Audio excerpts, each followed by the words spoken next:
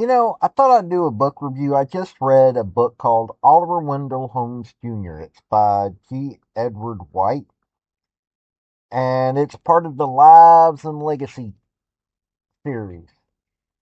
Now, the main reason I picked this book up is for the simple fact of that I wanted to know more about this particular member of the Supreme Court.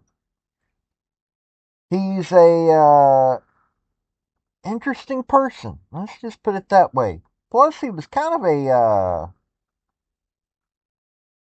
wordsmith, I guess is what you'd call it. Whenever he'd write his opinions,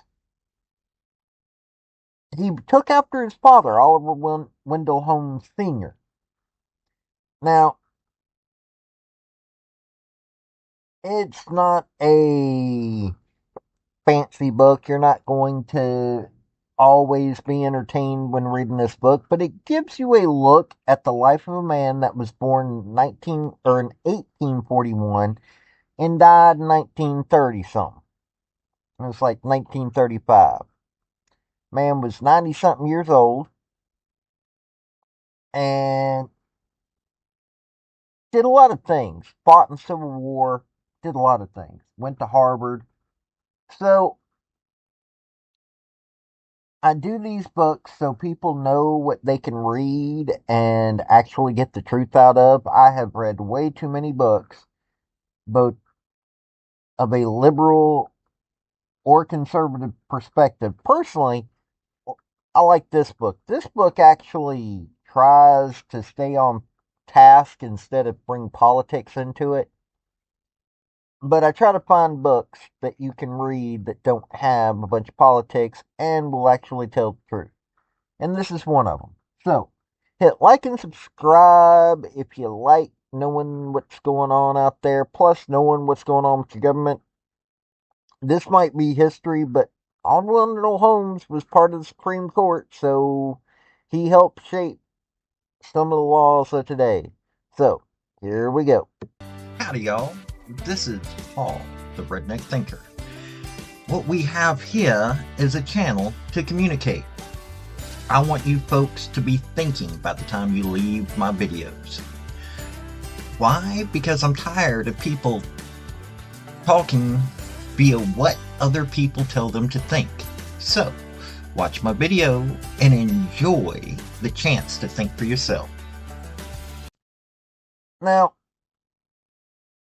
this book has some of the writings of Oliver Wendell Holmes, one of which I found interesting. He Oliver Wendell Holmes wrote a book called Common Law, and it's still in print today. It's a little esoteric considering today's way of reading and everything, but it's still pretty interesting to pick up. He wrote, that was the only book that he ever wrote. Man was married to the same woman for a long time. They're not 100% certain if he was, I don't know if faithful would be the right term, but he had his emotional flings, but don't know if he ever actually consummated these flings. But let me read you a little bit about, let me read you a little bit of what he wrote in the book, The Common Law. Okay. The object of this book is to present a general view of the common law. To accomplish this task, other tools are needed besides logic. It is something to show that the consistency of a system requires a particular result, but it is not all. The life of the law has not been given logic, it has been experienced.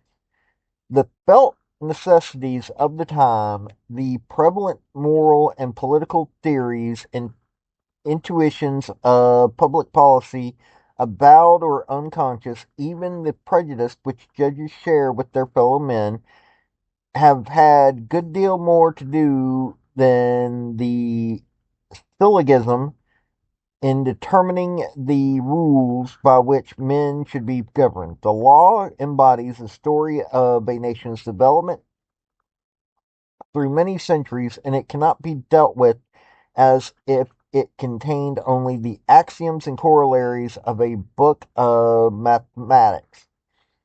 In order to know what it is, we must know what it has been, and it tends to become, and what it tends to become.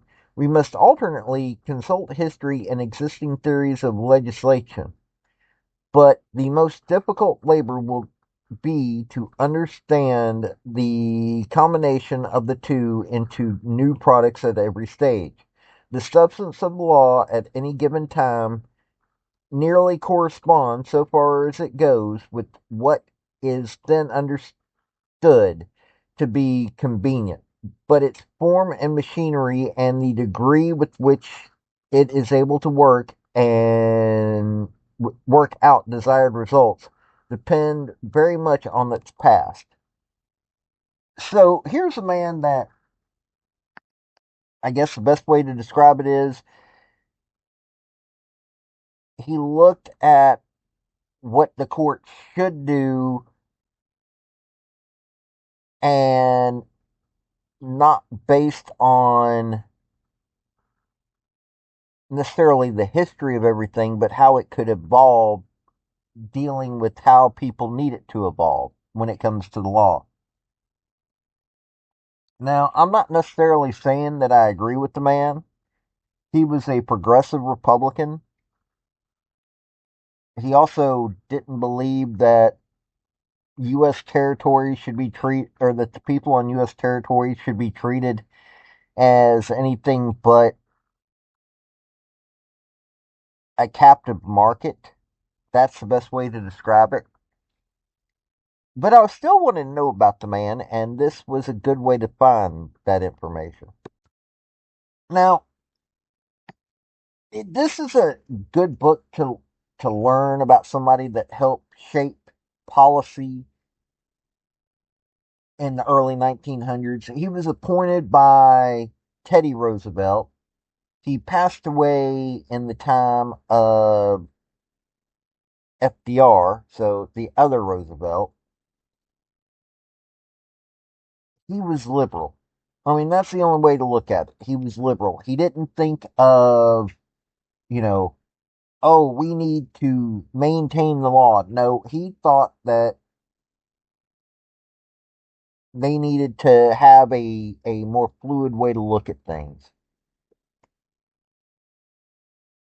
Now, there are some things that I will admit that I agree with, but I don't think that humans should, or people that are living on U.S. territory should be considered enforceable markets. I don't think that a lot of the ways of his, but now he did come up with a good way of looking at free speech. You can have free speech as long as it doesn't present a clear and present danger. That part of his reasoning I like. But yeah, the Oliver Wendell Holmes Jr. is a good book. Presents the facts, tries not to cover up his warts. It's a good book overall. So, if you get a chance, good book to read. This has been Paul, the Redneck Thinker. Y'all have a good day now. Bye. So, folks, that's the story that I wanted to bring you on this video. And I just wanted to say thank you again for coming by. Well, hit like, subscribe, comment, all that fun stuff if you don't mind. Help me out. So, y'all have a good day now.